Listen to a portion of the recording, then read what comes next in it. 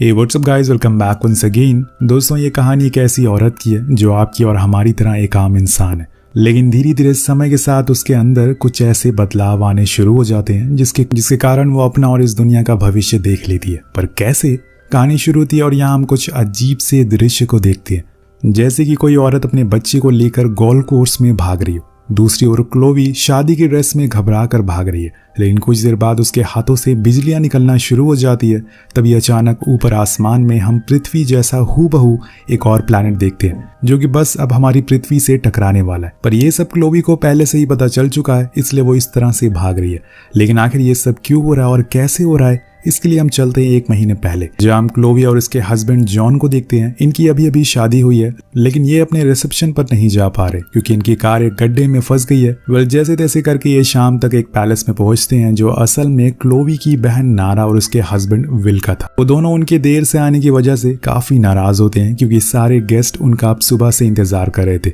अब अंदर जाते हुए उसकी नजर आसमान में एक चमकते हुए तारे पर पड़ती है, तो वो विल से पूछती है कि वो क्या है। वो बताता है कि यह एंटेरस है, एक स्टार है जो कि बिल्कुल हमारी पृथ्वी की तरह है। तो दोस्तों, विल असल में एक साइंटिस्ट होता है, इसलिए उसे स्पेस के बारे में काफी जानकारी थी और इस स्टार के ऊपर उसकी काफी दिनों से नजर भी टिकी हुई है। अब सबसे मिलने से पहले क्लोवी अपने पसंदीदा घोड़े से मिलती है, लेकिन इसमें समय बर्बाद हो रहा था, जिससे कि नारा गुस्सा हो जाती है और उसे पकड़कर अंदर ले जाती है। और फाइनली सभी गेस्ट इस कपल से मिल पाते हैं, जिसके बाद सारी रस्में रिवाज होती है, जिसमें एक थी कुछ पर्चियां निकालना, उसके अंदर लिखे नंबर को बताना, लेकिन इसमें सभी के जवाब गलत थे। इसके बाद अब खाना पीना होता है और तभी वहां क्लोवी के बॉस आते हैं और सभी के सामने ऐलान कर देते हैं कि वो क्लोवी का प्रमोशन करने वाले हैं और उसे डायरेक्टर की पोस्ट पर प्रमोट कर दिया गया है। ये सुनकर सभी लोग बहुत खुश हो जाते हैं, लेकिन ये खुशी बस कुछ ही देर की थी, खासकर क्लोवी के लिए, क्योंकि वो कई दिनों से डिप्रेशन जैसी बीमारी से जूझ रही है। और जब आज सबके सामने उसके माँ बाप जो कि डिवोर्सी हैं, वो स्पीच देते हुए एक दूसरे को ताना मारने लगते हैं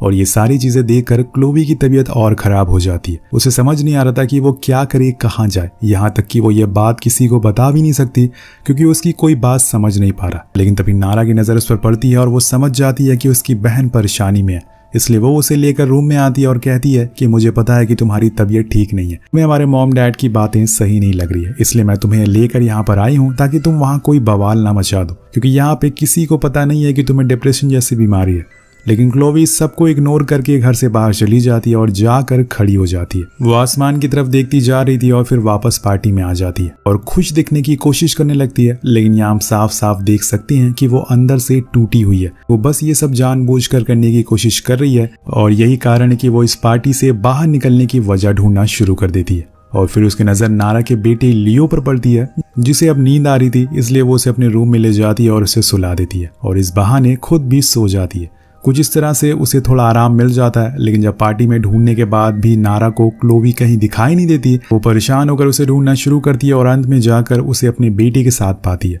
उसे समझ आ गया था कि क्लोवी को उसकी जरूरत है। तभी क्लोवी उठ जाती है और उसे सब कुछ बताती है कि आखिर किस तरह वो सालों से इस बीमारी से जूझ रही है। तब क्लोवी उसे बाहर आने के लिए बोलती है क्योंकि वहां लोग उसका इंतजार करें, आज उसकी शादी है, उसका रिसेप्शन है। दूसरी तरफ क्लोवी की माँ ने खुद को रूम में बंद कर लिया है क्योंकि उसकी क्लोवी के डैड से लड़ाई हो गई है और इस बात से विल बहुत परेशान था क्योंकि यहाँ पे जितने भी लोग थे सभी उसके जानने वालों में से थे और इन सब चीजों से उसकी बेइज्जती हो रही थी। इसी तरह से पार्टी चलती रहती है और कुछ देर बाद क्लोवी बाहर आती है और पार्टी में फिर से शामिल हो जाती है। पार्टी में जितने भी लोग मौजूद थे उन्हें इस बात का जरा भी अंदाजा नहीं था कि ये सब कुछ ही देर में खत्म हो जाएगा। वेल, क्लोवी फिर से पार्टी में वापस आ तो गई थी, लेकिन यहाँ उसे लगता है कि शायद जॉन उसकी बातों से खुश नहीं है और इस शादी से भी, इसलिए वो उसके साथ रूम में जाती है। लेकिन वहाँ जॉन उसे अपने आने वाले कल के बारे में बताता है और ये भी कहता है कि उसने तो उसके साथ कई सारे सपने देख लिए हैं, जो कि अब वो धीरे धीरे सपनों को पूरा करने वाला है। लेकिन यहाँ क्लोवी अब ठीक नहीं है, उसकी हालत अब और बुरी होती जा रही है। डिप्रेशन अब उसके दिमाग पर चढ़ गया है, जिस वजह से उसे अपने आसपास वाले लोग पर गुस्सा भी आता जा रहा है। इसी दौरान उसके बॉस अपने भांजे टिम को उसे दोस्ती करने के लिए भेज देते हैं और इस बात से क्लोवी को और ज्यादा गुस्सा आता है। वो हर समय उसके पीछे ही पड़ा रहता है। अब कुछ देर बाद वो अपनी मॉम से जाकर मिलती है और उनसे कहती है कि मुझे अब डर लग रहा है, उसे समझ नहीं आ रहा है कि उसे ये शादी करनी चाहिए या फिर नहीं। ये सुनकर उसकी मॉम बहुत ही रूडली कहती हैं कि तुम्हें जो करना है करो या फिर मेरी बात मानो, यहाँ से भाग जाओ।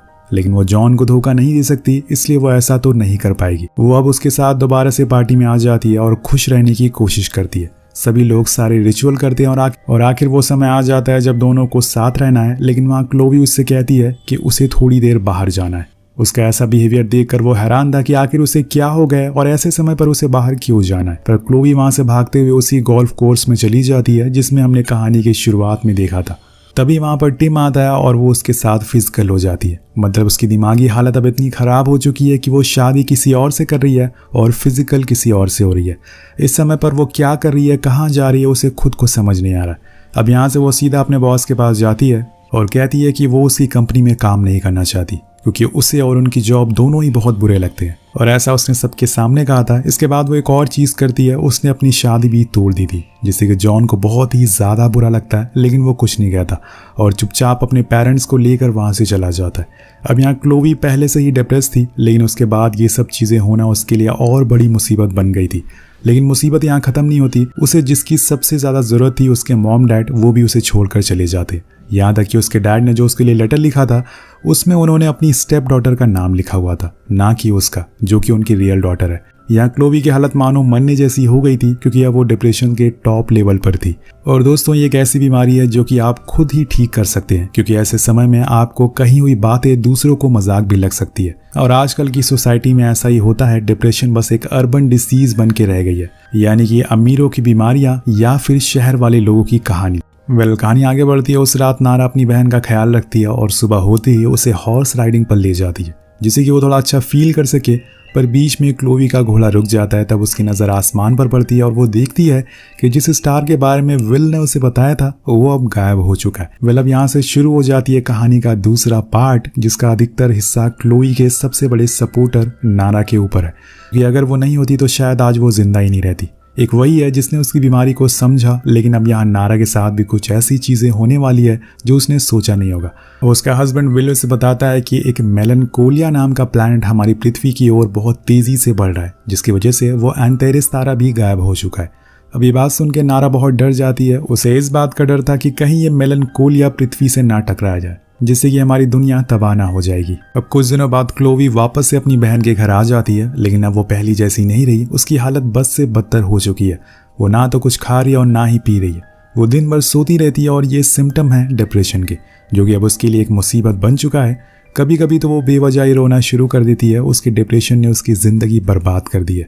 उसकी शादी टूट चुकी है, माँ बाप छोड़कर जा चुके हैं। इस तरह से जीना किसी इंसान के लिए आसान नहीं है। लेकिन यहाँ नारा को अब उसकी फिक्र हो रही है कि कहीं उसे कुछ हो ना जाए। वो हमेशा उसका साथ देती है, उसका ख्याल रखती है, जैसे वो बरसों से करती आ रही है। क्लोवी का डिप्रेशन अब इतना बढ़ चुका है कि अब बार बार वो अपने पसंदीदा घोड़े को बेवजह मारना शुरू कर देती है। लेकिन उसी समय उसे आसमान में मेलनकोलिया वही प्लैनेट दिखता है जो कि अब धरती के करीब आता जा रहा है। लेकिन उसे देख के मानो क्लोविया ऑब्सेस्ड हो गई थी। उसे उस प्लैनेट को देख के सुकून मिलता था, लेकिन वहीं नारा उस प्लैनेट को देख कर परेशान होने लगी थी। उसे इस बात का डर सताने लगा था कि कहीं दुनिया खत्म ना हो जाए। पर विल उसे समझाता है कि ऐसा कुछ नहीं होगा। विल उसे समझाता है, उसे कैलकुलेशन करके दिखाता है कि ये प्लैनेट हमारी धरती के पास से होकर गुजर जाएगा, वो हमसे टकराएगा नहीं। वो उसे तसल्ली तो दे देता है, लेकिन नारा बार बार इस बारे में इंटरनेट पर चेक करती रहती है। और कुछ लोग अभी भी थे जिनका मानना था कि ये प्लैनेट हमारी पृथ्वी को तबाह कर देगा, और इनकी बातें वो नजरअंदाज नहीं कर सकती थी। वहीं दूसरी तरफ क्लोवी को इन सब से कुछ फर्क नहीं पड़ता था। उसे तो मानो मेलनकोलिया में खुद की डिप्रेशन की मेडिसिन मिल गई थी। वो जब भी उदास होती थी बस उसे देखने लगती थी। अपनी फैमिली के बारे में सोचकर नारा की तबीयत अब बिगड़ने लगती है। जब वो इस बारे में क्लोवी को बताती है तो वो कहती है कि ठीक तो हो रहा है, ये दुनिया एविल हाउस है और यही वजह है कि सब कुछ खत्म होने जा रहा है। वो इस कदर डिप्रेस्ड हो चुकी थी कि उसे कुछ समझ नहीं आ रहा था कि कहाँ पे खुश होना और कहाँ पे ना खुश। उसकी इन सब बातों से नारा गुस्से में आ जाती है, जिसके बाद हम बाहर खड़े लियो को देखते हैं जो मेलनकोलिया को करीब आते हुए देख रहा था। अभी वहाँ क्लोवी आती है और उसे गले से लगा लेती है और कहती है कि बस एक दिन बाद सब कुछ ठीक हो जाएगा। अब एक रात सभी बाहर बैठे होते हैं, जहां विल उन्हें मेलनकोलिया का एक व्यू दिखाता है जो बहुत ही खूबसूरत था। लेकिन इसे देखकर नारा खुश नहीं बल्कि परेशान हो रही थी। विल उसे एक सर्कल टूल से उस स्टार का व्यू दिखाता है और उसे समझाता है कि 5 मिनट बाद इसे देखना ये और छोटा हो जाएगा। अब 5 मिनट बीतने के बाद वो उसे फिर से मेलनकोलिया को देखती है और अब सच में वो छोटा हो गया था।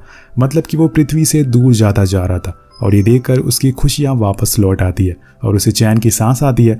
लेकिन अगले दिन जब विल को वो परेशान देखती है तो उसे इस बारे में पूछने जाती है, लेकिन उससे पहले ही वो सब कुछ छोड़कर कहीं भाग गया था। तब नारा उसके दिए हुए उसी टूल को मेलनकोलिया को फिर से चेक करती है। अब तक वो बहुत ही छोटा हो जाना चाहिए था, लेकिन होता इसका उल्टा है।